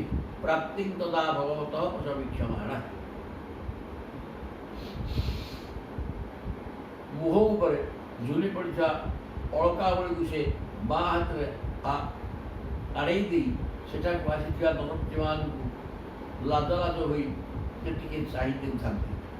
ସେତିକି ବେଳେ ତାଙ୍କୁ ରଥରେ ବସିବା ଶ୍ୟାମ ସୁନ୍ଦର ଭଗବାନ ଶ୍ରୀକୃଷ୍ଣଙ୍କର ଦର୍ଶନ ମିଳିଗଲା। କେଶ ଗୁଡ଼ାକ ମୁହଁ ଆଖି ଉପରକୁ ପଡ଼ିଯାଇଛି, ତେଣୁ ଆଖିରୁ କେଶକୁ ହଟେଇ ଦେଇ ଟିକେ ବଙ୍କେଇ ବଙ୍କେଇକି ସମସ୍ତିକି ଚାହୁଁଛନ୍ତି। କୃଷ୍ଣକୁ ତ ଖୋଜୁଛନ୍ତି, ଖୋଜିବା ଭିତରେ ତାକୁ ଦୃଷ୍ଟି ଜାଣି ପଡ଼ିଯାଉଛି। ଇଏ ହେଲା ପାଠ। କୃଷ୍ଣକୁ ଖୋଜୁଥିବା ଅବସ୍ଥାରେ ଭଗବାନ ବର୍ତ୍ତମାନ ଆସିକି ପହଞ୍ଚିଗଲେ। ପ୍ରାପ୍ତାନ ହିଆ ଐକ୍ଷତ ନୃପାନ ଦଦୃଶ୍ୟ ଅଚ୍ୟୁତମ ସ ଅଚ୍ୟୁତମ ସା। ଏମିତି ଅବସ୍ଥା ସମସ୍ତଙ୍କ ଆଡ଼େ ନଜର ପକାଇଲା ବେଳକୁ ଦେଖିଲେ ଯେ ଭଗବାନ କୃଷ୍ଣ ଆସିକି ପହଞ୍ଚିଗଲେ। ତାପରେ କ'ଣ କଲେ? ତାଙ୍କ ରାଜ୍ୟ କନ୍ୟା ରଥ ମାରୁକ୍ଷତି ଜହାର କୃଷ୍ଣ ନିଷଦାନି ସମୀକ୍ଷଦାନି ରଥଂ ସମାରୋପ୍ୟ ସୁପର୍ଣ୍ଣ ଲକ୍ଷଣಂ ରାଜନ୍ୟ ଚକ୍ରମ ପରିଭୂୟ ମାଧବ। ରାଜକୁମାରୀ ରୁକ୍ମିଣୀ ସେ ରଥରେ ଚଢ଼ିଯିବାକୁ ଚାହୁଁଛନ୍ତି। ଠିକ୍ ଏତିକି ବେଳେ ସମସ୍ତ ଶତ୍ରୁ ଦେଖୁ ଦେଖୁ ଶ୍ରୀକୃଷ୍ଣ ତାଙ୍କୁ ରଥ ଉପରକୁ ଉଠେଇଦେଲେ। ତାଙ୍ଗ ରାଜକନ୍ୟା ରଥ ମାରୁ କ୍ଷତି କାହିଁକି ତାଙ୍କୁ ନିର୍ଦ୍ଦେଶ ଦେଇଛନ୍ତି। ମୁଁ ଇଏ ଭଳିଆ ଅବସ୍ଥାରେ ଅମ୍ବିକାଙ୍କର ପୂଜା କରିକି ଆସୁଛି, ସେତିକିବେଳେ ଆପଣ ଯାଇକିରି ସେତିକିବେଳେ ମୋତେ ନେଇଯାଇପାରିବେ। ତେଣୁ ଇଏ ଯେତେବେଳେ ଭଗବାନଙ୍କୁ ଦେଖି ପକାଇଛନ୍ତି, ଇଏ ଉତ୍କଣ୍ଠିତ ହେଇକି କେମିତି ରଥରେ ଚଢ଼ିଯିବେ ସେଥିପାଇଁ ବ୍ୟଗ୍ର ହୋଇଛନ୍ତି। ଆଉ ଭଗବାନ ମଧ୍ୟ ଜହାର କୃଷ୍ଣ ନିଷଦାନି ସମୀକ୍ଷତାନି ସବୁ ଶତ୍ରୁମାନେ ଚାହୁଁଥିବା ଅବସ୍ଥାରେ ହାତ ଧରିକିରି, ଇଏ ତ ହାତ ଟେକି ଦେଇଛନ୍ତି ଉଠିକି ଯିବା ପାଇଁ, ସେ ସାଙ୍ଗେ ସାଙ୍ଗେ ହାତ ଧରିକି ଉଠେଇ ଦେଇଛନ୍ତି ରଥ ଉପରକୁ। ରଥଂ ସମାରୋପ୍ୟ ସୁପର୍ଣ୍ଣ ଲକ୍ଷଣଙ୍କୁ ରଥ ଉପରକୁ ଉଠେଇଦେଲେ ଏବଂ ଉପସ୍ଥିତ ଶତ ଶତ ରାଜାଙ୍କୁ ଅପମାନିତ କରି ରୁକ୍ମିଣୀଙ୍କୁ ନିଜ ଗରୁଡ଼ଧ୍ୱଜ ରଥରେ ବସେଇକି ନେଇଗଲେ। ରାଜନ୍ୟ ଚକ୍ରମ ପରିଭୂୟ ମାଧବ। ମାଧବ ମା ମାନେ ଲକ୍ଷ୍ମୀଙ୍କର ଧବ ବା ମାୟା ଧବ। ଲକ୍ଷ୍ମୀ ଯିଏ ମାୟା ସିଏ ଲକ୍ଷ୍ମୀଙ୍କର ଧବ ମା। ମାୟାଙ୍କର ସ୍ୱାମୀ ଇଏ ଯେଉଁ ପ୍ରଭୁ, ସବୁ ରଜାମାନେ ଚାହିଁଛନ୍ତି ଭକୁଆ ଭଳିଆ ରଥ ଉପରେ ବସେଇ ଧରିକି ଚାଲିଲେ ରୁକ୍ମିଣୀ। ତତ୍ଵ ଯଜଉ ରାମ ପୁରୁଗମେଇ ଶନି ଶୃଗାଳ ମଧ୍ୟା ଦିବ ଭାଗ ହୃତ୍ ହରି।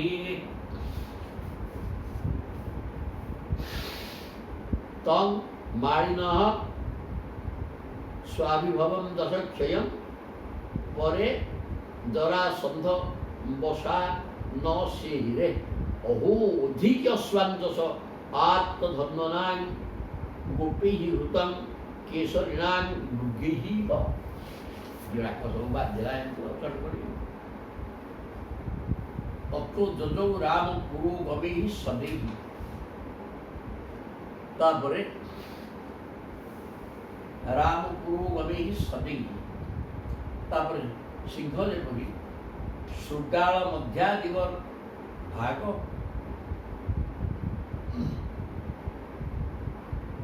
ଭାଗବତ ହରି। ଶୃଗାଳମାନଙ୍କ ଭିତରୁ ସିଂହ ଯେମିତି ତା ଶିକାରକୁ ଟାଣିକି ନେଇଯାଏ, ହରି ବୋଇଲେ ସିଂହ, ହରି ବୋଇଲେ ଭଗବାନ କୃଷ୍ଣ। ସେମିତି ଭଗବାନ କୃଷ୍ଣ ଇଏ ଯେଉଁ ଯୋଦ୍ଧାମାନେ ବିଲୁଆ ଭଳିଆ ସେଗୁଡ଼ାକ ହେଇଛନ୍ତି, ତା ଭିତରୁ ନିଜର ରୁକ୍ମିଣୀଙ୍କୁ ନେଇ ବଳରାମ ଆଦି ଯଦୁବଂଶୀମାନଙ୍କ ସହିତ ସେଠାରୁ ରଥ ବାହିଦେଲେ। ରାମ ପୁରୋଗମୈଃ, ବଳରାମ ବି ଆସୁଛନ୍ତି ତ ସାଙ୍ଗରେ ଥିଲେ, ତେଣୁ ବଳରାମ ତାଙ୍କ ରଥରେ ବସିକି ଦୌଡ଼ିଲେ, ଇଏ ସବୁ ଚାଲିଲେ ବାଟରେ ଯିଏ ଆଉ। ତାପରେ କ'ଣ ହେଇଛି? ତଂ ମାନିନଃ ସ୍ୱାଭିଭବଂ ଦଶକ୍ଷୟଂ।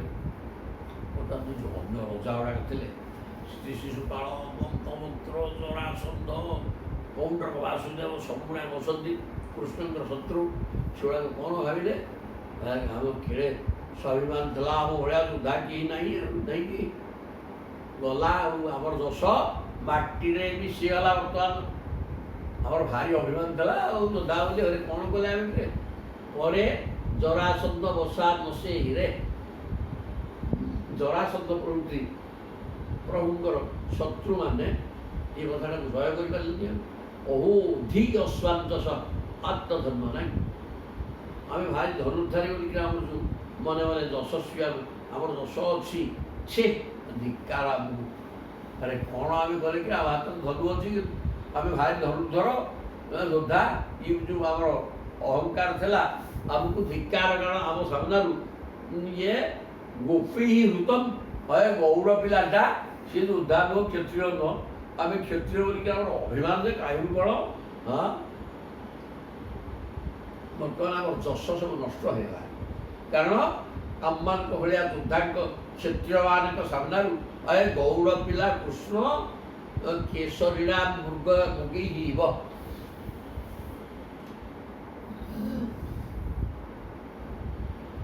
सिंह भाग सिंहर भाग आम सब सिंह भाया आम भोज्य पदार्थ को गधिया नहीं पड़ा कि कथा है ये कथा सब चिंता करी निजको धिकार कले बोले आम जो अहंकार था यशस्वी होती धीक धीक आमको किसी है तापर इति श्रीमद्भागवत महापुराण पार्वती संहिता दशम स्कंधे उत्तरार्थे रुक्मिणी हरणं नाम 53तम अध्याय चतुर्पंचाशत शिशुपाल मित्रराजा मान कथा रुक्मिण पराजय कृष्ण विवाह कहले श्री शुकोवाच शुकदेव बर्तमान कहते राजा परीक्षित को कहले इति सर्वे सुसंग्रहागा बाहानारूह्य दंसिता स्वैः स्वैः बलैः परिक्रांता अन्युद्धृतकार कृष्ण एवं बलराम कृष्ण धरिक नंदी जर से पड़े बलराम तक सैन्य मान सब चलने आगे युद्ध कर क्या है नवा कथा रुक्मिणी जो पाईगले कृष्ण समस्ते चलने जा सब कौन ये अन्य नारदा माने सर्वे सुसंरब्धा बाहान आरूह्य दंसिता जे जार बाहान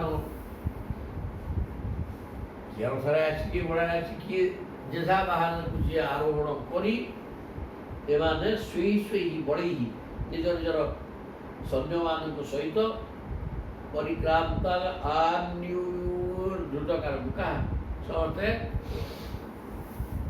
धनु को धनुरे सर चढ़ी रजा माने निज सैन्य साहत मान सहित सज्जित होकर गोडेले देखा कि गोडे मारे ए प्रकार चिंतन कर सब दौड़े तान आपत आलोक्य जादवानिक थपा तपु तस्तु तत्समुखी राजन विस्मृत्य स्वधनुषित जदु वीर मान जो देखिले जे पछरु उड़े गोडे शत्रु सैन्य आपत तपस्वी ओढ़ी देखिक जादव युद्धपति मैंने कौन कले तस्तु तत्सम्मुखा सम्मुखी राजन सुखदेव कहते हे परीक्षित महाराज पहले आउ तो आगे कहीं जा ठिया पड़े विस्फुर्य धनु धनु को धरिक ये प्रस्तुत हो सी सब दौड़ पछुक देखिए समस्ते रहीगले जादव सभ्य अश्वपृष्ठे गजस्कंबे रथोपस्थे कोविदा मूचुहुग सरवर्षाणी मेघा अग्निशोको यथा एमाने रही कि कले कौन किए घोड़ा पर बसी किए हाथी उपर बसी किए रथ उपर बसी ये सब जदुवंशी वीर माने मुचु सरवर्षाणी सर वर्षा कले मेघ पर्वत दिहरे आघात पाई वर्षा कुढ़ाए सीमती शत्रु सैन्य आघात क्रोधान्वित होगी सर वर्षा लगे कि जदु सैन्य प्रहस्य भगवान आह अह पत्यु बलम सरासारी छद्मक्ष सुमध्यमा इसे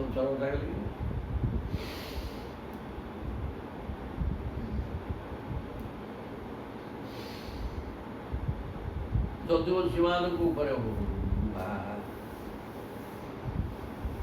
ସବୁ ସୈନ୍ୟମାନେ ମୁଠା ସୈନ୍ୟ ସୈନ୍ୟ ଅଶ୍ୱପୃଷ୍ଠେ ଗଜା ସ୍କନ୍ଧ ରଥ ଉପସ୍ଥିତ ଗୋବିନ୍ଦା ମୁଚୁ ସରବର୍ଷାଣୀ ମେଘା ତନ୍ତି ଶୋକ ଯଥା ଏ ଯଦୁବଂଶୀ ସୈନ୍ୟମାନଙ୍କ ଉପରେ ସରବର୍ଷା କଲେ।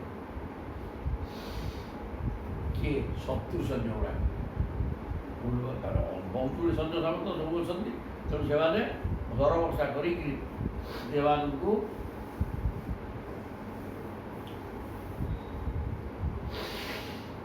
ଘାଇଲା କଲେ। একথা দেখিকি পত্যুহ বলম সরাসারি ছন্নম বিক্ষর সুমধ্যমা সবৃঢ় মৈক্ষত্তদ বক্ত্রম ভয় বিপুল লোচনা। ବର୍ତ୍ତମାନ ଦେଖିଲେ ଯେତେବେଳେ ରୁକ୍ମିଣୀ ଶତ୍ରୁ ସୈନ୍ୟମାନଙ୍କ ଦ୍ୱାରା ନିଜର ପତିଦେବ ତାଙ୍କର ସୈନ୍ୟ ସବୁ ଆଚ୍ଛାଦିତ ହେଇଗଲେଣି, ସେମାନଙ୍କ ସ୍ୱର ଆସିକି ଆଉ କେହି ଦିଶୁନାହାନ୍ତି, ଏ ପ୍ରକାର ଅବସ୍ଥା ସବୁ ସୃଷ୍ଟି ହେଲାଣି। ଏକଥା ଦେଖିକିରି ରୁକ୍ମିଣୀ କ'ଣ କଲେ? ଲାଜେଇ ଲାଜେଇକିରି ଭଗବାନଙ୍କ ମୁହଁକୁ ଚାହିଁ ଭୟରେ ଛାନିଆ ହେଇଗଲେ। କ'ଣ ହେଲା କି ଏଇ କ'ଣ ପରାଜୟ ହେଇଯିବ ଆମର, ବର୍ଷା ହେଲା ବି ସାଂଘାତିକ ସ୍ୱରରେ ଛାଉଣ୍ଡି ହେଇଗଲାଣି। ବର୍ତ୍ତମାନ ଚାରିଆଡ଼ୁ ସ୍ୱର ମାରିକି ସେମାନେ ସାବାଡ଼ କରିଦେଲେଣି। ପ୍ରହସ୍ୟ ଭଗବାନ ଆହ। ରୁକ୍ମିଣୀଙ୍କର ମୁଖ ଭଙ୍ଗୀ ଦେଖିକିରି ବୁଝିଗଲେ ଯେ ଇଏ ଭୟଭୀତା ହେଇଗଲେଣି। ତେଣୁ ଭୟ କରୁଥିବା ରୁକ୍ମିଣୀକି ଭଗବାନ ଶ୍ରୀକୃଷ୍ଣ କହୁଛନ୍ତି, ହସି ଦେଇକି କହିଲେ ବାସ୍ୱ ଭଇଗେରେ ବା ମନୁଚନେଗେ ମା ଭଇହି ଭୟ କରନି ଏ ବା ମନୁଚନେ। ସୁନ୍ଦର ନେତ୍ର, କମନୀୟ ନେତ୍ର ଛଟା ତୁମର, ସେ ସୁନ୍ଦରୀ, ତୁମେ ଆଉ ଭୟ କରନି କିଛି। କାହିଁକି? ବିନଙ୍କ୍ଷଧୁନା ଏବ ଏତତ୍ ତାବକି ସାତ୍ରବଂ ବଳମ୍। ଦେଖ କ'ଣ କରୁଛୁ, ସାଙ୍ଗେ ସାଙ୍ଗେ ତୁମ ସମ୍ମୁଖରେ ଏଇ ଶତ୍ରୁ ବଳ ପ୍ରବଳ ହେଇକି ସ୍ୱର ମାରିଛନ୍ତି, ମୁଁ ସାଙ୍ଗେ ସାଙ୍ଗେ ତାକୁ ବିନାଶ କରିଦେଉଛୁ ଦେଖ କହିକିରି ତେଜାନ୍ତ ବିକ୍ରମଂ ବୀରା ଗଦ ସଂକର୍ଷଣାଦୟ ଅବୃଶ୍ୟମାଣା ଦାରାଚି ଜଘୁମୁ ଭୟ ଗଜାନନ ସାର। ଗୋଟେ ତାଙ୍କ ସୈନ୍ୟ ବି ଗୋଟେ ଅଛନ୍ତି କିଛି ଜଣ ଗଦ ବଳରାମ ଯଦୁବଂଶୀ ବୀରମାନେ ଶତ୍ରୁ ସେନାର ପରାକ୍ରମ ସହିପାରିଲେନି। କହିଲେ ଆଚ୍ଛା ଆମ ସ୍ୱର ମାରିକି ଆମକୁ ଘୋଡ଼େଇ ଦେଲେନି, ଦେଖିବା ଭାଇଲେ ଏମାନେ ଲାଗିକି ଆଉ ସେମାନଙ୍କର ବାଣରେ ଶତ୍ରୁଙ୍କର ହାତୀ ଘୋଡ଼ା ରଥ ସବୁ ମଲେ, ସବୁ ହାତୀ ମଲେଣି ଘୋଡ଼ା ମଲେଣି, ରଥ ଭାଇକି ଚୁରମାର ଏସବୁ ହେଇ ଯେ ନାରାଚି ଜଘ୍ନୁ ହୟ ଗଜାନନ ଥା। ସମସ୍ତଙ୍କୁ ହାତୀ ଘୋଡ଼ା ସବୁ କ୍ଷତିବିକ୍ଷତ ହେଇଗଲେ, ରଥ ଭାଇକି ଚୁରମାର, ସୈନ୍ୟ ସମସ୍ତ ପଟିକି ସବୁ ମଲେ। পেতু সিরাজি রথিনাং অশ্বিনাং গজিনাং ভূমি সকুণ্ডল কিরীটাদি সুশ্রীষাণী চ কোটিশাম। সর মারিকি ঘোଡ଼ା ହାତୀ ରଥ ତ ମୁଣ୍ଡ, ତାପରେ ସୈନ୍ୟମାନଙ୍କର ମୁଣ୍ଡ ଗଣ୍ଡି ଅଲଗା ହେଇଗଲା। ସରାଜି ରଥିନାଂ, ରଥୀ ମାନେ ରଥ ଉପରେ ଯିଏ ବସିକି ଯୁଦ୍ଧ କରିବ ତା ନାଁ ରଥୀ ଆଉ। ତେଣୁ ସେ ରଥୀ ମାନେ ରଥରୁ ଖସି ପଡ଼ିଲେ। ଅଶ୍ବିନୀ ଘୋଡ଼ା ଉପରେ ଚଢ଼ିକି ଯୁଦ୍ଧ କରୁଥିଲା ହାତୀ ଉପରେ, ସବୁ ସୈନ୍ୟ ଖଣ୍ଡ ବିକ୍ଷତ ହେଇକିରି ଘୋଡ଼ା ହାତୀ ରଥ ଉପରୁ ଖସିଲେ। ସକୁଣ୍ଡଳ କିରୀଟ ଆଦି, କିଏ କୁଣ୍ଡଳ ହେଇଛି, କିଏ ମୁଣ୍ଡରେ କିରୀଟ ମାରିଛି ରଜା ଗୁଡ଼ାକ। ତେଣୁ ସବୁ ଗୁଡ଼ାକ ସୁଶ୍ରୀଷାଣୀ କୋଟିଶା ଗୁଡ଼ା କୋଟି କୋଟି ସବୁ ତଳେ ଭୂମିରେ ଲୁଟିଲା। ଆଉ ପଗଡ଼ି କୁଶିଷାଣେ ପଗଡ଼ି, କିଏ କିରୀଟ ମାନେ କିରୀଟ କୁଣ୍ଡଳ ଲାଗିଛି, ତା ମୁଣ୍ଡରେ ଖାଲି ପଗଡ଼ିଟେ ଅଛି, ଏ ସବୁ ତଳେ ଲୁଟିଲା। କାରଣ ବେକ ମୁଣ୍ଡ କଟିକିରି ସବୁ ହାତ ଗୋଡ଼ ଛେଲିଲାଣି, ସବୁ କଟାକଟି ହେଇକିରି ଖସି ପଡ଼ିଲେ। ଯେ ଘୋଡ଼ା ହାତୀ ରଥ ଉପରୁ ପଦାତିକ ସୈନ୍ୟମାନଙ୍କର ମଧ୍ୟ କ୍ଷୟକ୍ଷତି ହେଇଗଲା। କିନ୍ତୁ ହସ୍ତାହା ଶାସୀ ଗଦେ ଶ୍ୱାସାହା କରଭା ଉରଭୂଘ୍ରୟ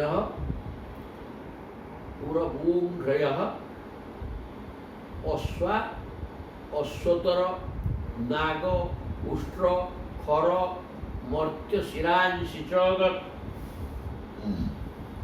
ବୋଲେ ହସ୍ତା ସାସି ଗଦେ ଶ୍ୱାସା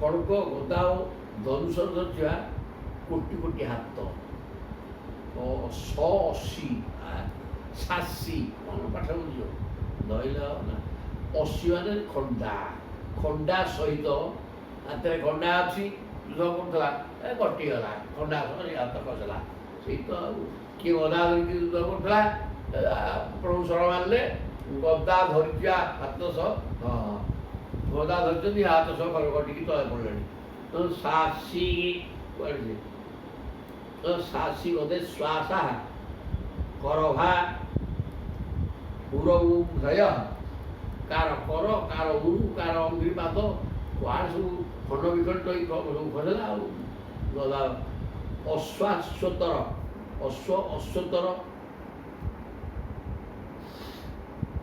ନାଗ ଉଷ୍ଟ୍ର ଖର ମର୍ତ୍ୟ ଶିରାଂଶିଚ ଅଶ୍ୱ ମାନେ ଘୋଡ଼ା ଅଶ୍ୱତର ହାତୀ ଖଚର ଓଟ ଗଧ ଆକାଶ ଆକାଶ ଚର ଅଶ୍ୱତର ଓଟ ଗଧ ଓ ସଂଗ୍ରାମରତ ଅନ୍ୟାନ୍ୟ ମନୁଷ୍ୟଙ୍କର ମୁଣ୍ଡ ମର୍ତ୍ୟ ଶିରାଂଶି ମଲା ଲୋକମାନଙ୍କର ଭକ୍ତବାସୀ କାହାର ମୁଣ୍ଡ କଟିଲାଣି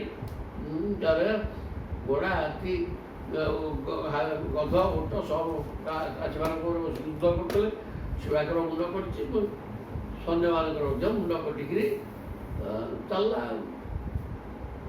ଚାରିଆଡ଼େ ପରିପୂର୍ଣ୍ଣ ହେଲା ଏତିକି ରଖିଦେବା ତାପରେ ଦେଖିବା କ'ଣ ହେବ ଯୁଦ୍ଧ ଚାଲିଛି।